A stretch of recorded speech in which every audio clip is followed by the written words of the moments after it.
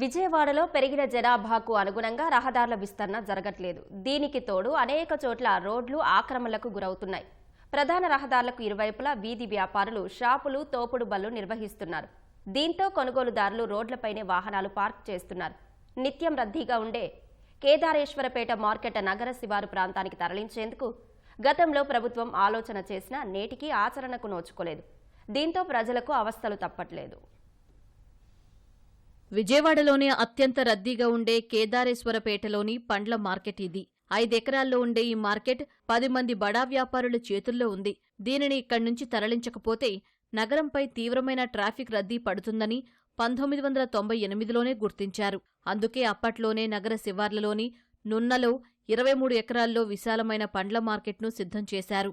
కేదారేశ్వరపేట మార్కెట్లోని వ్యాపారులందరికీ అక్కడ దుకాణాలు కేటాయించారు. ఇప్పటికీ 2.5 దశాబ్దాలు దాటుతున్నా నున్నకు మార్కెట్ను మాత్రం తరలించలేదు. ప్రైవేటు దుకాణాలపై వచ్చే అద్దెలు పోతాయనేదే అసలు కారణం.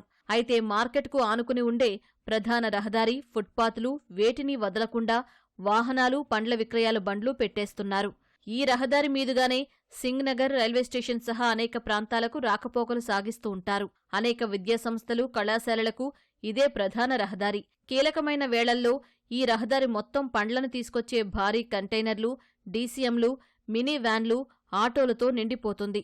ఇటుగా సాధారణ పౌరులు రాకపోకలు సాగించడం అత్యంత కష్టతరంగా మారింది.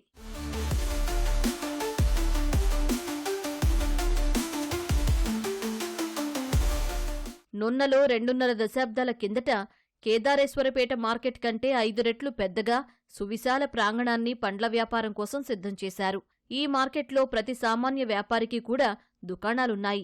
జాతీయ రహదారిని ఆనుకుని ఉండడంతో కంటైనర్లు సహా ఏ వాహనం నగరంలోకి రావాల్సిన పనిలేదు. ప్రస్తుత మార్కెట్కు 5-6 కిలోమీటర్ల దూరంలోనే నున్న ఉంది. విశాలమైన రహదారులు, పార్కింగ్, సకల సౌకర్యాలున్నాయక్కడ. కానీ ఖాళీగా పడి ఉంటోంది. కేదారేశ్వరపేట నుంచి నున్నలోని తమ సొంత దుకాణాలకు వెళ్లిపోతామంటూ 90% మంది వ్యాపారులు సిద్ధంగా ఉన్నారు. 4.5 దశాబ్దాలుగా ఇక్కడ అలవాటు పడిన కొనుగోలుదారులు నున్నకు రావడానికి ఆసక్తి చూపించరనే ఆందోళన వారిలో నెలకొంది. ఇప్పటికి చాలాసార్లు నున్నకు తరలించాలని నగరపాలక సంస్థ అధికారులు, గతంలోని కలెక్టర్లు ప్రయత్నం చేసినా ప్రతిసారీ మరికొద్దిగా సమయం కావాలంటూ సదరు బడా బాబులు మోకాళ్లడ్డడం ఇలా కొన్నేళ్లుగా జరుగుతోంది. ఏలూరు రోడ్డు, బందర్ రోడ్డు ప్రధాన మార్గాలు ఇవి.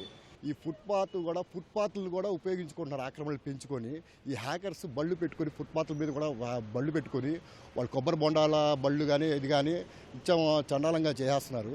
కాబట్టి దీనిపై మాత్రం విఎంసీ వాళ్ళు తగిన చర్య తీసుకోవాలి. అంబులెన్స్ వెళ్ళడానికి కూడా దారి దొరకట్లేదు. ద్విచక్ర వాహనాలు కానీ కార్లు కానీ వెళ్ళడానికి కూడా చాలా ఇబ్బంది పడుతున్నారు ఇప్పుడు. కాకపోతే ఈ రోడ్లు ఏంటంటే గతంలో ఉన్న రోడ్లు ఎడల్పు చేశారు, కానీ ఇప్పుడు ఇంకా ట్రాఫిక్ పెరిగిపోతుండటంతో ఈ రోడ్లు కూడా చిన్నవి అయిపోయినాయి.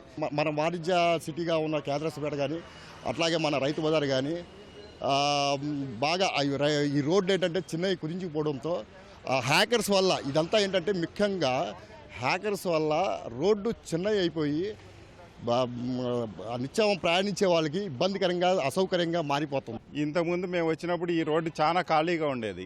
తర్వాత కాలంలో ఈ షాపులు కట్టి అసలు నడవడానికి కూడా ఆదివారం వచ్చిందంటే ఈ ఆడవాళ్ళు కానీ, మగవాళ్ళు కానీ, పిల్లలు కానీ నడవాలంటే క్రాస్ చేయాలన్నా చాలా కష్టమైపోతాయిందండి. వీటన్నిటికీ కారణం చిన్న చిన్న స్థలాల్లో అంటే ప్రైవేట్ ల్యాండ్ 3 అడుగులు 4 అడుగులు ఉన్న ప్రైవేట్ ల్యాండ్లో కూడా ఈ షాపులు నిర్మించి పార్కింగ్ అంతానేమో రోడ్డు మీద పెట్టి నడవడానికి వీలు చేస్తారండి. ఇది 80 అడుగులు దోవండి. 80 అడుగుల దోవలో ఇప్పుడు మనం నడవడానికి అటుపక్క ఇటుపక్క డివైడర్కి అటుపక్క ఇటుపక్క మనకు 10 అడుగుల దోవే ఉంటుంది.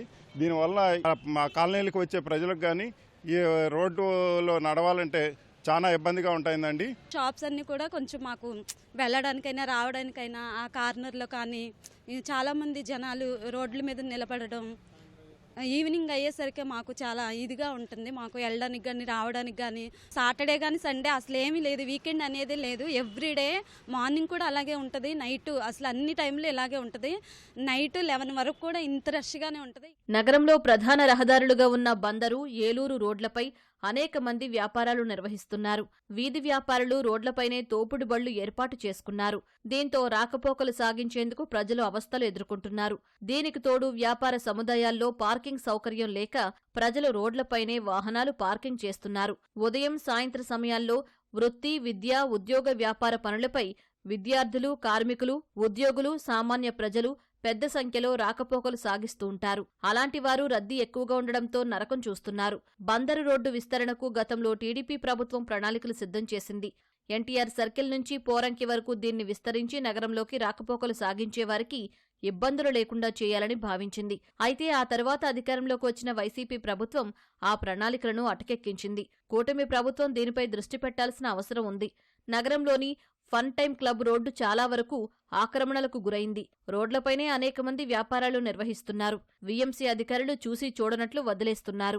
యాక్చువల్గా సైట్ ఓనర్కి ఉన్నది 2.5 అడుగులు అయితే దాదాపు 6.5 అడుగులు ఆక్రమించేశాడు.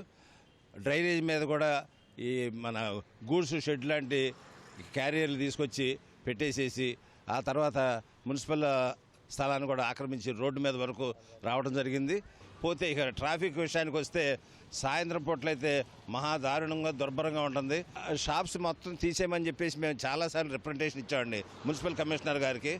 మారినప్పుడల్లా ప్రతి కమిషనర్ని కలవటం, ఆయనేమో పంపిస్తాను మనుషులను అంటాం, వాళ్ళు పంపించకుండా మరి అట్లా కంటిన్యూ అవుతూనే ఉంది.